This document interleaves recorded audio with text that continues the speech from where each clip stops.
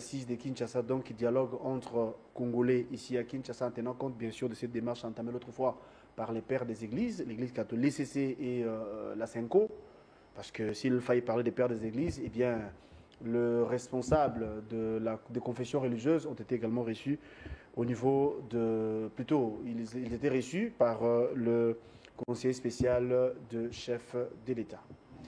Ça fait jaser, ça fait couler encre et salive, l'assassinat, après avoir été torturé ou encore agressé, bien évidemment, nous parlons de ce jeune homme que nous saluons ici, sa bravoure, n'est-ce pas, en la personne de M. Fils Kabea, qui est un agent de l'ordre.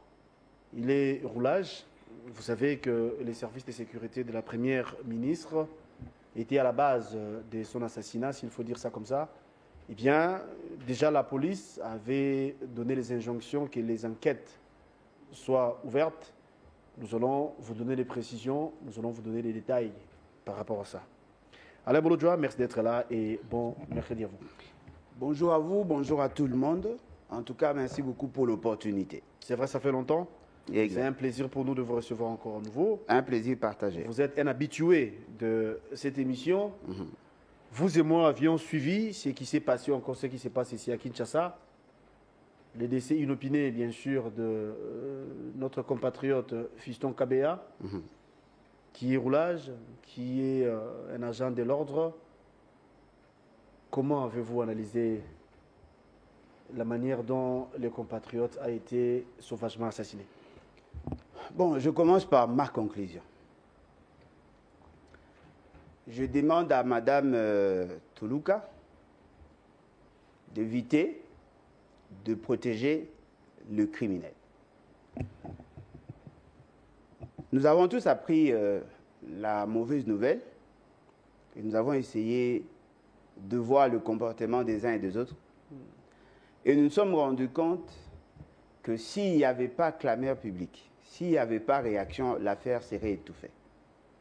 Parce qu'apparemment, au regard des dates, il semblerait que l'affaire n'a pas commencé le jour où nous nous étions informés. Le monsieur serait arrêté, tabassé, jeté au niveau du Torah, et c'est à partir de là qu'il serait mort, d'après certaines indiscrétions. Oui. Alors, je me pose la question, qui a donné à ces gens le droit de tabasser autant un policier affecté dans son lieu de travail, de l'humilier, de le jeter au niveau de l'auditorat, et par la suite, nous apprenons qu'il est mort suite à ses coups et blessures. Tout à fait. Pourquoi attendre à ce qu'il y ait clameur publique pour ouvrir des enquêtes? Parce qu'apparemment, la police est constituée essentiellement de complexés. Des gens qui ont peur de dire certaines vérités au nom de quel principe, je ne sais pas de quel principe, et cela prouve à suffisance que si on vous tuait aujourd'hui, la police ne pourrait intervenir que si elle s'est rassurée que cela ne toucherait pas les autorités, entre guillemets, de ce pays. Parce que ce que nous fustigeons là, ce sont des faits graves.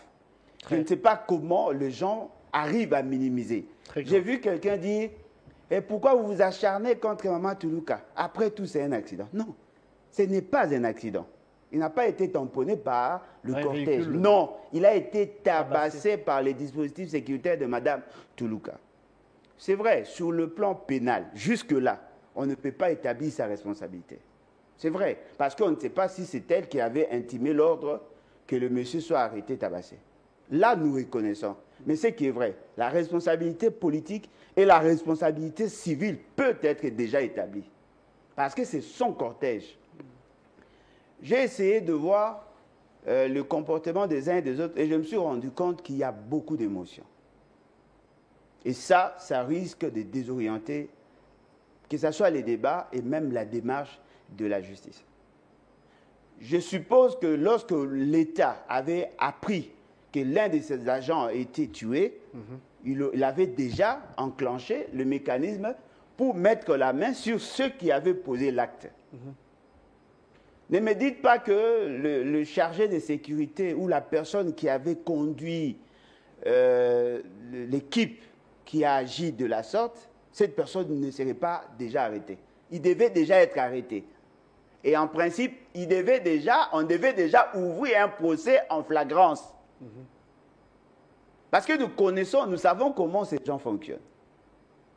Ouvrir une enquête veut dire étouffer l'affaire. Il y a flagrance, on a tué un agent public de l'État.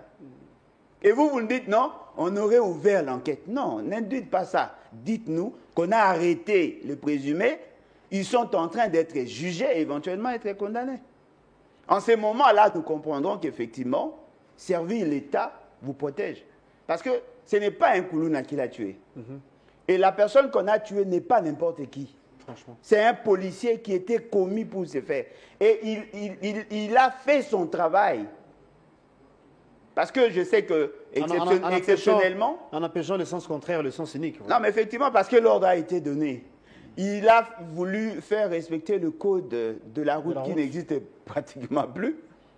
Il a tenté de respecter les ordres lui donnés par sa hiérarchie directe, c'est-à-dire le commissaire provincial. Il a voulu respecter l'ordre du gouvernement, parce que cet ordre aussi émanait du gouvernement. Je me souviendrai toujours, c'était le ministre en charge de l'Intérieur qui avait encouragé les généraux de faire ça. Et donc, quelqu'un qui obtempère, qui exécute un ordre gouvernemental ne peut pas être lynché ou tué aussi facilement. Et vous allez nous dire que... Non. Moi, je pense que nous devons nous ressaisir. Tous ceux qui sont intervenus sur cette question doivent d'abord être interpellés.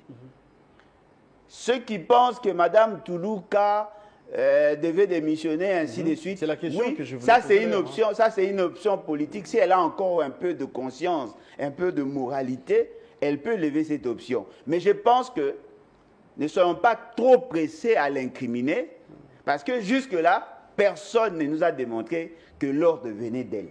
Elle a une responsabilité politique parce que c'est son équipe qui a causé la mort de cet agent. Mais ne soyons pas trop pressés, pas trop agités sur la question. Ne faisons pas d'amalgame. Vous voyez le dossier de... Comment il s'appelle encore celui qui était bourgmestre de la commune de la Gombe. Doli Makambo. Oui. Lui, il était en conflit avec l'hôpital Vijada. Ce n'est pas le cas pour Maman Toulouka. C'est vrai que ce qu'elle a fait, c'est qu'elle a fait jusque-là, c'est que moi je constate, je ne sais pas s'il y a quelqu'un qui pourrait me contredire, c'est qu'elle a déjà fait. C'est le fait de n'avoir pas livré les agents qui avaient laissé, qui avaient abandonné leur poste. Parce que ces agents-là étaient chargés de sa sécurité. Voilà. Ils ne pouvaient pas se détacher de cette mission sans qu'il y ait un ordre supérieur. Comment vous accompagnez la première ministre quelque part? Vous la déposez et puis vous prenez le véhicule de l'État et vous changez votre mission. Si cela n'a pas été prouvé jusque-là, la responsabilité de cette dame, je pense qu'elle doit arriver à livrer toute son équipe. Nous apprenons qu'il y aurait comment on appelle, un adjudant. Oui. C'est ce qu'on m'a appris. Nico, je pense. Chico, quelque chose comme ça. C'est lui qui était... Bon, c'est ce qu'on dit. Je n'ai pas assez d'éléments parce que je ne connais pas comment. C'est lui qui est au four et moulin. C'est lui qui intime l'ordre à ce niveau-là. Ah, d'accord. Mais, madame, vous avez un major. C'est-à-dire, votre sécurité dépend de l'État. Vous ne pouvez pas, au nom de vos acquaintances, promouvoir quelqu'un ou hisser quelqu'un au niveau de décider sur votre dispositif sécuritaire. Si cette information est vraie, vous êtes très dangereuse pour la nation. Et aujourd'hui, nous nous rendons compte qu'il y a un Congolais qui a été fauché, tué par l'État lui-même. C'est l'État qui l'a tué. On peut dire ça comme ça? Non, on ne peut pas dire, c'est ce qui est. C'est ce qu'il y a. On voit les dispositifs sécuritaires de la dame tuer un agent commis pour la circulation routière. Ne me dites pas qu'il a été tué par des civils. Toutes les lumières seront faites par rapport à ces dossiers parce que déjà, comme on a dit à l'entame, hein, il y a les enquêtes qui sont déjà en cours. Non, elles ne sont pas déjà sérieuses. On sera sans doute informé par sérieuses. rapport à la situation. Déjà, on va prendre une autre question par rapport à l'insécurité qui sévit au pays. Il y a des tractations, n'est-ce pas? L'autre fois, c'était un rendez-vous manqué à Luanda. Il y a eu une rencontre à Doha, au Qatar précisément. Les parrains. En ce moment, les deux délégations s'y trouvent, la nôtre et celle de M23. Ils étaient reçus d'une manière séparée discrètement. C'est peut-être dans les jours à venir que les deux délégations seront ensemble dans le but de parler paix par rapport à ce qui sévit à l'Est. Cependant, à Kinshasa, il y a des consultations pour mettre en place, plutôt, voulais-je dire, un gouvernement de l'Union nationale. Qu'est-ce que vous en dites? Bon, je vois que vous avez dressé un tableau sombre par rapport à la situation sécuritaire. Mais fort malheureusement, je me rends compte que les solutions préconisées ne répondent à aucun besoin et ne satisfont aucun objectif. Non, dites-moi, vous parlez de la guerre. Alors, pourquoi parlez-vous encore du gouvernement d'union dite nationale, quelque chose comme ça? Quel est le lien? Quelle est la corrélation entre la situation de la guerre? Non, mais je voudrais connaître le niveau de corrélation. Quelle est la corrélation entre la situation de guerre et la mise en place d'un gouvernement dit d'union nationale? L'autre fois, le chef d'État avait lancé un appel en parlant de la cohésion nationale ou l'unité nationale.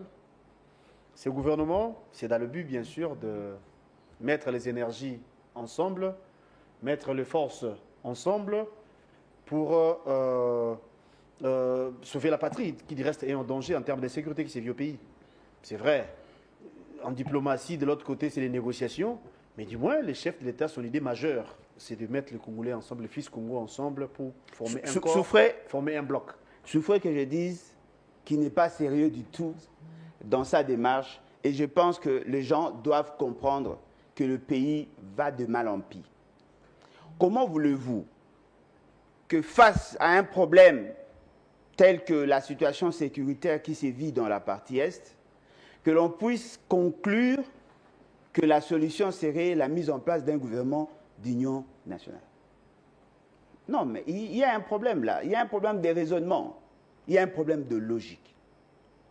Si vous pensez que nous pouvons gagner la guerre grâce à la cohésion nationale, la conclusion ne peut pas être la mise en place d'un gouvernement d'union nationale. On devait plutôt crever l'abcès, se dire certaines vérités pour qu'il y ait réconciliation. Donc, vous soutenez la démarche ou encore la proposition de Martin Fayulu? Non. En réalité, si vous avez un problème, si vous recherchez l'unité, il faudrait d'abord qu'il y ait vérité, c'est-à-dire on doit se dire des vérités, et pour que à la suite, qu'il y ait réconciliation. Mais c'est ce que propose Fayulu, n'est-ce pas? Non. C'est ce qu'il appelle les assises de Kinshasa. Non, mais attendez. Vous dites, vous me posez la question si j'adhérais à la vision de Fayulu. Mais moi, je vous parle ici du principe, du processus pour arriver à la cohésion nationale. Ce n'est pas ça mon option. Ça, c'est un principe basique. Après vérité, réconciliation, il y a renforcement de la cohésion nationale. Et cette vérité-là, cette réconciliation, pourrait éventuellement conduire à la mise en place d'un gouvernement de large union nationale. Fort malheureusement, pour M. Félix Tshisekedi, il saute toutes ces étapes-là et il conclut gouvernement de large union nationale. Apparemment, il s'est transformé en ONEM, Office national de l'emploi. C'est-à-dire tous les Congolais qui ont vendu leurs âmes pour l'argent vont se précipiter à répondre à cette invitation. Mais cela ne va résoudre aucun problème. Parce que, allez voir dans ce que vous appelez union dite sacrée. Ils prétendent être une unité, une union. Mais il n'y a pas d'union du tout. Parce qu'ils n'ont pas su créer un cadre d'harmonisation de leur point de vue. Il y a plus de conflits au niveau de l'union sacrée qu'au niveau national. Nous n'avons jamais vécu un environnement aussi malsain dans ces pays que dans l'Union dite sacrée. Même les tribus coexistent pacifiquement. Mais dans l'Union sacrée, il n'y a que l'hypocrisie, il n'y a que des guerres. Ils s'entretuent entre eux. Ils se détruisent mutuellement. C'est-à-dire qu'ils sont ensemble sans nécessairement être unis. Ils sont foncièrement divisés.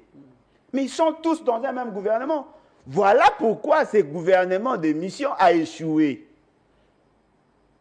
Mais finalement, qu'est-ce que l'opposition congolaise demande clairement à Félix Tshisekedi? Sa démission pour incompétence et haute trahison. Vous êtes rationnel?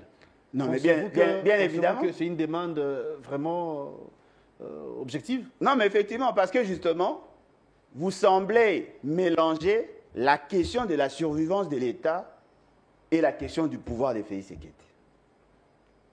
Si vous vous focalisez essentiellement sur la survivance de l'État, la sûreté de l'État, Félix Tshisekedi est un problème. Parce que ce soit l'idée que vous avez développée, que ce soit l'idée que M. Fayulu a développée, apparemment, la tendance est rester là jusqu'en 2028, échangeons ensemble, parlementons, levons des options, et après, on va organiser de bonnes élections. Mais vous semblez oublier tous que le pays est en train de mourir. L'État se meurt. Ne cherchez pas à sauver Félix Tshisekedi, sauvez la nation. Réfléchissons comme vous. Si aujourd'hui le président démissionnait, qu'adviendra-t-il? Pensez-vous qu'on va parler paix à l'Est? Le pays sera ordonné du coup? Ah, mais bien sûr.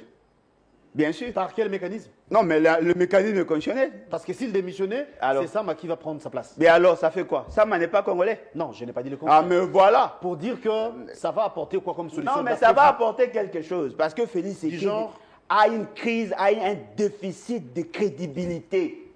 Si tout le monde évite de l'approcher, parce qu'il n'est pas crédible.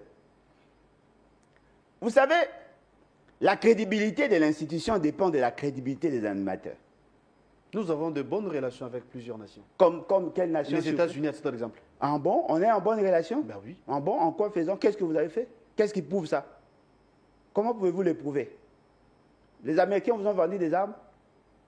Ils vous ont envoyé un personnel pour former vos agents? Ils ont envoyé des personnels pour vous sécuriser? C'est procédural. Non, s'il vous plaît, il y a un appui budgétaire conséquent.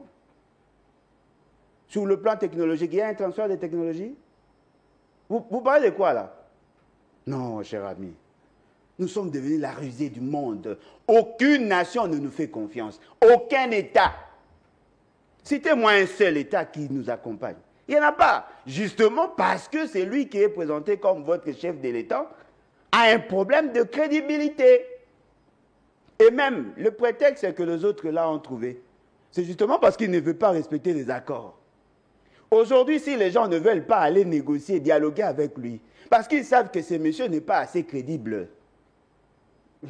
Alors, si lui démissionnait... Les M23 matin, midi, soir, pas exige, mais demande plutôt les dialogues. Non, il demande les dialogues. Vous en êtes conscient. Il demande On a dit clairement que M. Félix Tshisekedi a Azos et la Bibembe comme à combien pour qu'on puisse négocier. Non, ils veulent négocier, mais nullement ils vous disent qu'ils font confiance à Félix Tshisekedi. Ils veulent négocier sous l'égide d'une organisation internationale ou entre deux. Chers amis, si vous voulez vivre en paix, ne signez jamais d'accord avec Félix Tshisekedi. Ça va précipiter votre mort. Ce monsieur, c'est un cauchemar en matière d'accord. Il ne va jamais respecter ce que vous allez vous entendre. C'est que moi je vous dis, si démissionner, ça va tordre le cou à la démarche de ceux qui sont de l'autre côté. Bon, alors, et il sauve sa famille politique. Alors, dans la logique qui est vôtre, si monsieur le président Félix Tshisekedi démissionnait aujourd'hui, quel schéma, d'après vous, qui sera mis en place pour récupérer les zones ou les territoires occupés aujourd'hui par le rebelle ou par les ennemis de la République? Premièrement, lorsque vous extirpez du système de défense quelqu'un qui vacille, dont la stabilité dépend de ceux d'humeur des autres personnes, c'est déjà une solution en soi. Félix Tshisekedi, en démissionnant, il sauve son union sacrée. Parce qu'il y a possibilité qu'il soit écarté du pouvoir sans nécessairement démissionner. ceux qui ont pris les armes peuvent les renverser, oui ou non? C'est probable, non? Comme aussi, il peut y avoir un coup d'État dans ces pays. Vous oubliez que nous avons aussi une armée. Mais sinon, non, mais cher ami, moi je suis sérieux dans ce que je dis. Je suis sérieux, moi aussi. Cher ami. Le même Nang avait promis pour le 23 dernier. Évoluons, sinon vous avez la parole. Apparemment, les gens ne veulent pas des hommes sérieux. Quand nous nous parlons, apprenez à nous écouter. C'est possible qu'ils soient renversés par ce que vous appelez là les agresseurs. C'est possible, c'est probable. Voyez-vous? C'est probable aussi qu'il y ait un coup d'État. C'est probable. C'est probable aussi qu'il tombe malade. C'est probable. C'est probable aussi qu'il démissionne. Mais la différence de la démission, on garde l'ordre politique. C'est ça notre conseil, c'est ça notre orientation. Parce que si ceux qui ont pris les armes arrivent, ils vont chambarder l'ordre politique, ils vont suspendre la Constitution, toutes les institutions, ils vont nous imposer leur logique, ils vont nous interdire de communiquer, de parler de l'État, ils vont restreindre nos libertés. Mais si lui démissionnait, on garde l'ordre politique, c'est-à-dire il y aura la famille politique de Félix Tshisekedi qui va expédier les affaires courantes jusqu'à organiser les élections. Pendant ces temps-là, le fait seulement qu'il y a une nouvelle personne avec une nouvelle crédibilité, sa crédibilité jouera nécessairement dans les négociations, dans le pourparler. Posez la question à tous ces politiciens. Si Félix Tshisekedi démissionnait, allez-vous accepter d'aller dialoguer ou dialoguer avec Sama Lukonde? Ils vous diront oui. Pensez-vous en ce moment-là, l'État aura un homme digne de confiance. C'est vrai qu'il n'est pas sain, mais il est mieux par rapport à Félix Tshisekedi. Ça va nous permettre de négocier, même avec certains États qui ont la volonté de nous accompagner. Ils ne le feront jamais. Parce que personne n'a confiance à Félix Tshisekedi. Pensez-vous vraiment que les soi-disant revendications du M23 ASC se résument sur la démission du président Félix Tshisekedi? Non, mais attendez. Qui vous dit que moi, j'ai besoin de vos gens-là? Ça, ce sont les partenaires de Félix Tshisekedi. Si nous arrivons à avoir un président assez crédible... Ce sont nos ennemis, vous le savez. Pardon? Ce sont nos ennemis. Oui, ce sont nos ennemis, mais ils sont amis à Félix Tshisekedi. Si nous arrivons à avoir des hommes crédibles, un président, bien qu'intérimaire, sérieux, on va requinquer notre armée, parce qu'il y aura déjà coût budgétaire. On va réduire les dépenses inutiles que nous effectuons aujourd'hui. Chers amis, on vous a chanté ici qu'on aurait augmenté la solde de militaires. Mais j'ai eu à démontrer noir sur blanc. Toute l'enveloppe coûte à la République 20 millions de dollars pratiquement le mois. 20 millions. Avez-vous une idée sur les dépenses qu'on effectue à la présidence? Vous comprenez? C'est-à-dire que le fait seulement que nous aurons un gouvernement réduit, nous aurons un président intérimaire qui n'aura pas à prendre en charge plus de 1200 personnes, on fera des coûts budgétaires. On va soutenir notre armée. Les jeunes auront trouvé des incitatifs pour intégrer l'armée. L'idée d'entendre, s'il vous plaît, on va négocier avec les pays sérieux qui pourront éventuellement nous accompagner. En ce moment-là, le prétexte disant que Félix Tshisekedi ne respecte pas les accords, on aurait signé des accords, vont cesser. Explorez cette idée-là. Ne cherchez pas à sauver Félix Tshisekedi, sauvons plutôt la nation. Aucune solution ne pourrait être trouvée tant que ce monsieur sera là. Et je peux vous le rassurer, vous le certifier. Non. Parce qu'il n'a pas de crédibilité. Votre point de vue, c'est vous qui le dites, ça n'engage que vous, mais du moins, vous et moi avions suivi le chef de l'État qui, du reste, est l'homme. Et vous pensez que ce concept est mieux placé? Non, mais le contexte vous permet de l'approcher de l'État. Je vous en prie. Lui, par contre, accuse l'ancien président Joseph Kabila. Au-delà de ça, vous et moi avions suivi les interventions ou encore les réactions, si vous voulez, de Jean-Pierre Bemba, qui, du reste, est le VPM de transport.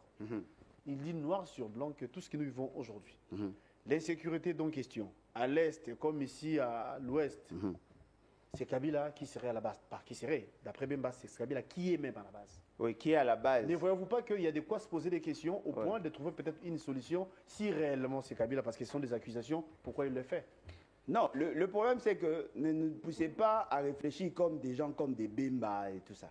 Parce qu'ils ont leurs caractéristiques en termes de raisonnement et ainsi de suite. Personnellement, moi, je ne fais pas confiance à ces messieurs. Et quand il dit ça sur la place publique, sûrement, il a les éléments de preuve, Ouais, certainement. Oui, il a certainement les éléments, mais ces éléments-là nous servent à quoi? Pourquoi doit-il venir se plaindre de chez nous?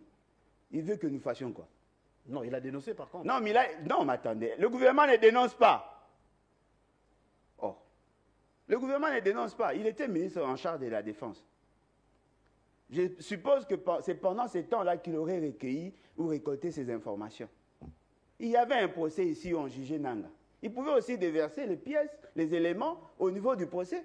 Peut-être qu'on allait prendre la question ou le procès amené au niveau de la Cour constitutionnelle parce que Kabila est judiciable dans ces pays. Ne nous dites pas qu'il n'y a pas une cour qui peut juger Kabila. Il y a une cour, la Cour constitutionnelle. Et pour qu'il soit traduit en justice, il faudrait que l'Assemblée nationale et le Sénat réunis en congrès, donnent son quitus. Ils ont la majorité parlementaire. L'essentiel des juges ont fait allégeance à Félix Tshisekedi. Le procureur général près de la Cour constitutionnelle n'a jamais dit qu'il ne pouvait pas juger Kabila. La moindre des choses, allez déverser les preuves que vous avez là-bas. Vous cherchez l'accompagnement de la population pour que la population fasse quoi? Vous voulez que la population fasse quoi? Dites-moi. Parce que c'est vous qui avez tous les éléments. Soyez informé de la situation. Pardon? Soyez informé de la situation. Non, mais après, le procès, c'est où? Ça va s'ouvrir quand? Quand? Ce que Bemba fait, c'est de la comédie. Ça, c'est l'approche des parlementaires debout. Il vient quelque part, il vous dit, c'est Kabila, c'est Kabila. Oui, mais le M23 ont commencé à ressurgir quand? C'était en 2022. Si c'était Kabila au départ, alors pourquoi avoir cité plusieurs autres noms? Si c'est Kabila, donc c'est pas Nanga. Et c'est pas Kagame. Non, ne dites pas que tout le monde est contre vous. C'est une alliance, non? M23 FC, on dit que... Non, mais AFC est venu après. Kabila, non, Bunagana est tombé, cher ami. Kagame. Non, mais voilà pourquoi je dis que ces gens-là ne sont pas sérieux. Ces messieurs n'ont jamais été sérieux. La guerre a commencé par AFC M23 ou par M23. Et quand ça a commencé, pourquoi lui n'avait pas fourni d'efforts en tant qu'ancien seigneur de guerre pour mettre fin à cette aventure? Même si c'est Kabila, Kabila n'est pas Dieu. Organiser l'armée, neutraliser le M23. Bemba était rebelle, Kabila s'est investi pour les détruire, même s'il n'était pas arrivé. Mais du moins, il avait fourni des efforts pour les détruire. Faites la même chose. Mais au-delà de tout, il y a une loi qui protège l'ancien chef d'État. Donc Kabila est protégé par cette... Kabila n'est pas protégé par rapport au fait que nous parlons là. Arrêtez de dire ça. Cette loi dit on ne peut pas le poursuivre pour le fait qu'il aurait posé pendant qu'il était en fonction. Mais s'il pose des actes répréhensibles après son mandat, il peut être poursuivi. Okay. On a fixé même un mécanisme de la mise en accusation dans la loi. Un ancien président qui pose des actes répréhensibles peut être poursuivi et être arrêté. C'est la loi qui le dit. Non, il ne doit pas prétexter. D'ailleurs, ce monsieur n'a jamais été sérieux. Moi, je constate que ce sont de faux fuyants.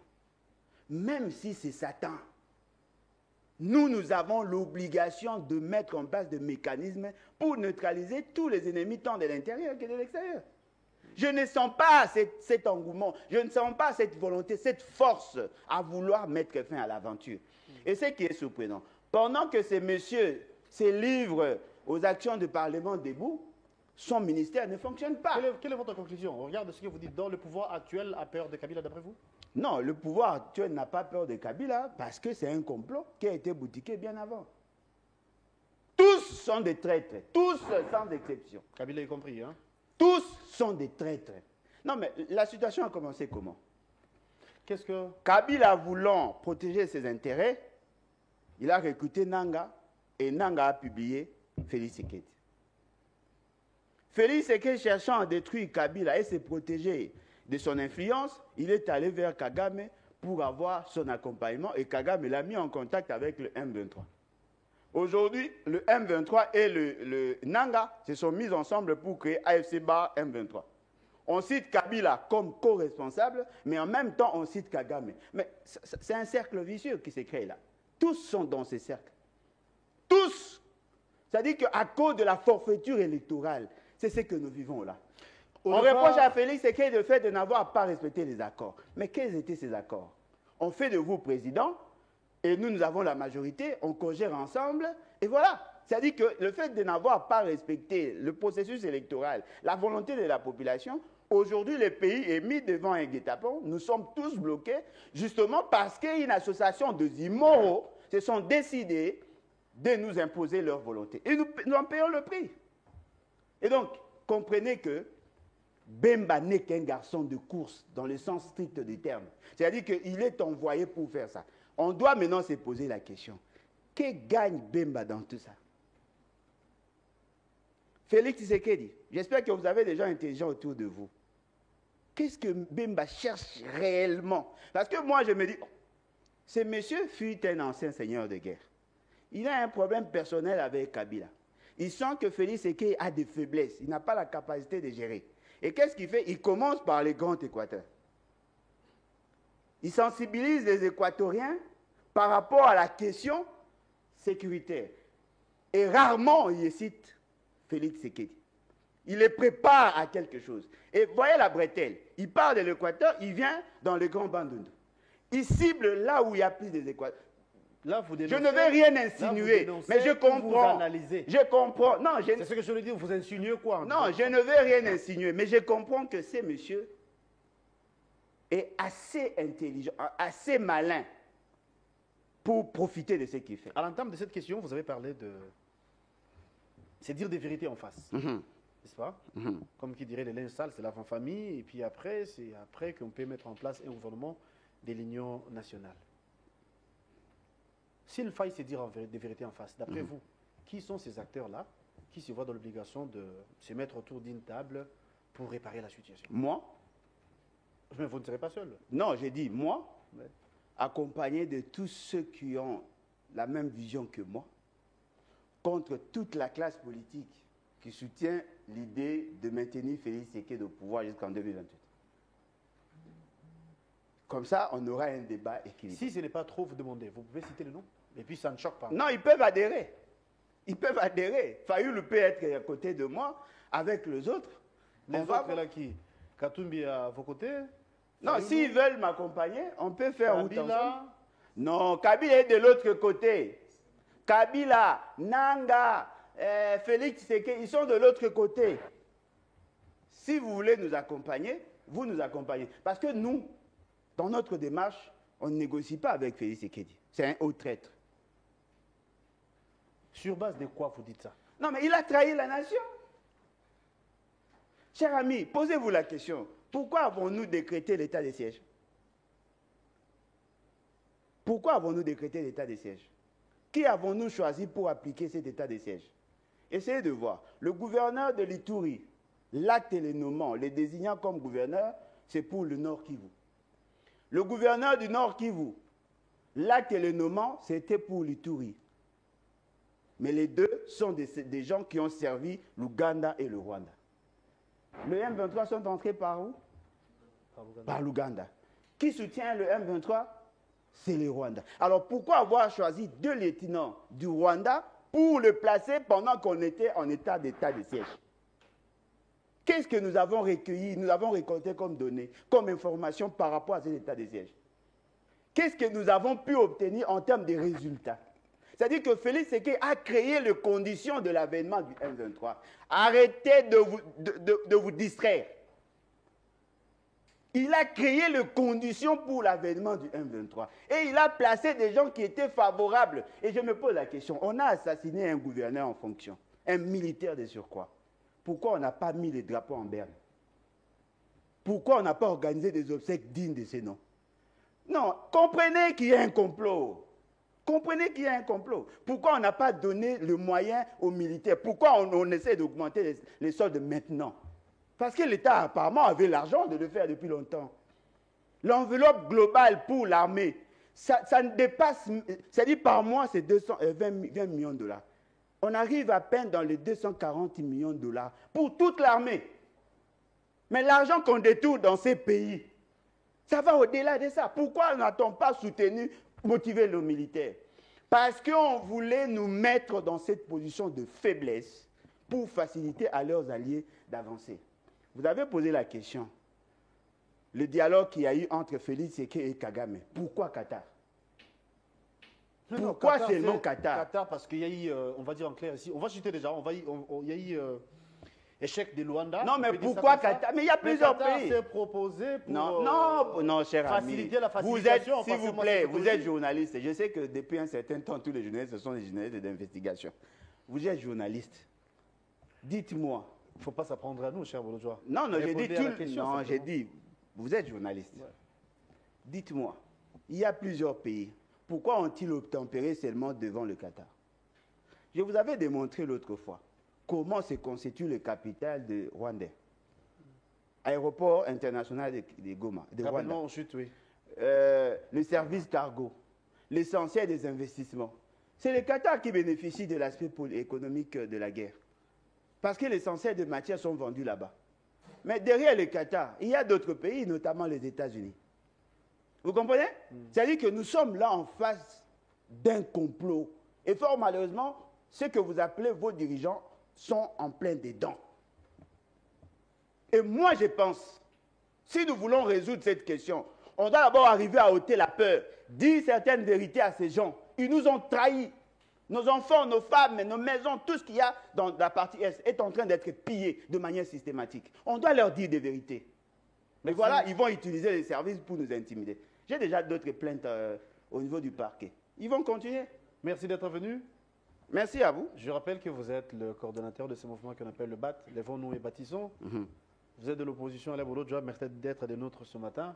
C'est à moi les Parti remise, on peut vous retrouver prochainement. Merci pour la disponibilité. On vous retrouve demain. Ça sera avec le même plaisir. Pour un nouveau numéro, on recevra pour vous Luc Malembe, qui nous vient fraîchement de l'Est. Et il sera avec Merley Vouvou. Ensemble, nous allons bien évidemment vous éclairer par rapport aux questions qui seront évoquées. Merci, c'est la fin. Merci à la réalisation de Brandon. Merci à Jires Mabeka. Merci à Molo Kantoni d'être là. Merci encore à la disponibilité du président Alain Bolodjoa. Partie remise, comme j'ai dit, un peu. Et bon, tu le programme sur nos antennes. Abonnez-vous à Nice Press Télévision. Abonalobila kibino nabi Félix akoya kofungola bino miso. Nzambe asali ke mwana wana ya po misu nini ba kayo ezaki na miso mabino ekwea. Mission Félix Azenango ezali misato. Mission na ya liboso ezali ko blanchir occupation. Mission na ya mibale ezali ko endormir le peuple congolais pour que mission ya misato a légaliser l'occupation et la balkanisation du Congo. Bobo Sanate retenu 3 missions wana soki to stopper attenter lobby bokomi rappeler que Honoré Nganda ebisaka kazena 3 missions yango et accomplir yango. Nous devons stopper ce garçon.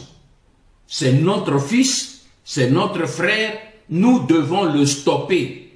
Et c'est le colomoni moine ya yibi livré anda ko azo luka kende ko brader yango boko sauter likolo na ebo simbi ebo plaquer au sol. C'est ce que nous devons faire avec Félix. Nous devons le plaquer au sol. Pour que to retirer na maboko bato azo ba yaka ko aider. Maintenant, j'espère que ce langage là va disparaître. Po bomoni ke moto bino zo luka bo aider azena idée ya ko te ba aider ete. Azende na idée a aider ba nguna. Alors la seule solution bisoto zenango to simbaye to plaquer os. Félix a lambi cocktail molotov. Bokeba. Koto tika kulzila. Félix a kosala boy. Félix a kokosala eloko mokote na ebisibino les 3 accords qui ont été signés, il ne les a pas résiliés et tant qu'il a résilié accord wanate, il n'a pas le droit ya kote le la Rwandais. Yango wana na lobi bandeko bangai